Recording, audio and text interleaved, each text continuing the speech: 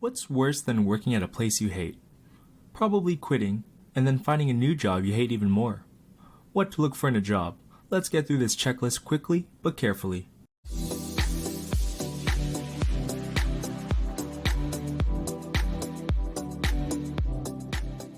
Welcome to another episode of Casual Life Advice. Today's list can really impact where you'll consider working. You probably can't find a job with all of these traits, but really decide on what you value most. Don't sleep on what I'm telling you in this video, or you might work at a place that hides all its horrors. You should always be doing research on a company before you apply, and especially more extensive research after a job interview, just in case. These are in no particular order since people do prioritize different things. So without further stalling, let's begin. Number 1. Company history. Is it expanding or downsizing? You should find out their history to know if the company is in the middle of merging and then downsizing right after, resulting in mass layoffs. If you didn't know, when a company merges, you don't need double the workers, double the bosses, or certain overlapping positions, so they'll let go of many unnecessary workers to cut costs and save money. Sometimes, mergers lead to new positions and no layoffs, so keep that in mind as well. Number 2. Turnover or turnover rates. Some people don't know this phrase, but simply put, this means the rate at which employees are constantly leaving within a given period. High turnover rates are usually a red flag. A low turnover rate means just the opposite, not many quitting or being removed from the company. Make sure to note that high turnover rates decreases morale, since people usually have to take on extra work when others disappear from the company constantly. Number 3. Location. Depending on where you live, this could be very important. Some people don't mind driving or traveling an hour or more each way to work. Some people hate commuting that much. As of 2020, we all know many jobs permit or adopted a work from home policy, or partially from home. Consider what's best for you and your lifestyle. Number 4. Company values. This is a business term that's also called corporate values or core values. It's a set of guiding principles and fundamental beliefs that help groups function together as a team and work towards the common business goal. Any proper functioning business should have core values. Check if they align with yours. Some examples are honesty, accountability, commitment to customers, passion, or trust. Number 5. Stress levels. This one is hard to gauge since you'll never truly know how stressful a job is until you're actually in that position. That's where you need to do some extensive research. You should research like your life depends on it, because that's kind of what's happening. If your stress levels are too high from your job, there's a plethora of physical and mental problems that can arise.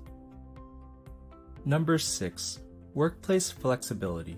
This is the freedom your employer gives you to work outside the typical schedule. Let's say you worked in a lab, and that lab is required to work from 6 a.m. to 8 p.m. If your boss is cool, he can have you come in anytime convenient for you or him as long as the position is covered or the lab is productive. One of my old bosses let me shift my schedule 2 hours early so I could do college courses while working. It's highly convenient, and I think most people would make the best out of it. Number 7. How well is management? This is kind of hard to figure out, but with some research, you can gauge if the company is managed well or not. Sometimes you can get that one mean boss that everyone is scared of, and you have to report directly to him or her. Maybe all of management treats their employees with no respect. I wouldn't want to be in this scenario, so again, research and find out the deets. Number 8. Work-life balance, otherwise known as the balance between your professional and personal life. This is probably one of my top 3 on this list. If your work is consuming most of your life, or your energy is so drained that you can't really do anything after the workday, maybe we should rethink our options. But hey, some of you probably don't mind if the pay is good enough. Number 9. Work environment. By this, it could be the physical aspects of where you work, but also the atmosphere of your potential coworkers. Will you have an air-conditioned sanitary office? Is it dangerous, or is there a high risk for injury on the job?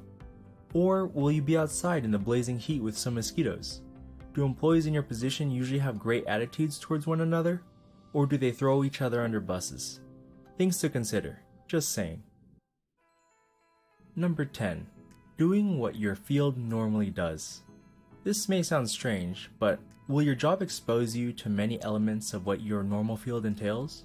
For example, some nurses I know are instructed to just babysit patients and hand out food or simple tasks, instead of administering IV needles, prepare patients for exams or treatments, or doing procedures you actually learned in school. Some jobs could have you doing easy tasks, but when it's time to jump ship and get a pay raise, make sure you're well prepared in what other companies expect you to know, because being comfy and having it easy for long periods of time can dull your skills. Number 11. Salary or hourly. Pretty self-explanatory, but depending on your position, will you be paid overtime or time and a half with hourly rates? Or will they abuse you for your fixed salary price and make you work 10 to 20 more hours every single week? Number 12. Benefits. People with family really care about this one. Is there good medical insurance? Dental insurance? Retirement plan? More importantly, paid time off or holiday pay? Maybe sick leave or family leave. You guys know. Number 13. Responsibilities. Really consider what your job entails and if it's worth the asking price you're going to be paid. Responsibilities are usually listed on the job description part of an application, and think if that stress is worth the money. Number 14. Technology or equipment. Does your job require you to use tablets, devices, or softwares you're unfamiliar with? Will they be provided for you, or do you have to supply it yourself? Is the equipment given to you actually good, or is it barely enough to do the job? Also, will it be difficult to learn these technologies or equipment? Number 15. Growth opportunities or advancements. Will working in your field for an extended period of time allow you to receive significant promotions or raises that properly keep up with inflation?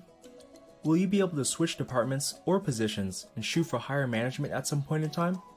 Will your job teach you valuable skills that you can apply to your resume and switch to higher up positions? At some point in time, we need to think long term, and these are the questions we need to ask. Number 16. Recognition or appraisal. Does the company reward hard work? Are there bonuses or rewards? Maybe incentives or annual trips? Just something to consider. Number 17. Educational opportunities. Will your job pay for your education so you can perform better for the company? Does the company have programs that can invest in you to take classes or get certificates so you can have good returns for the company?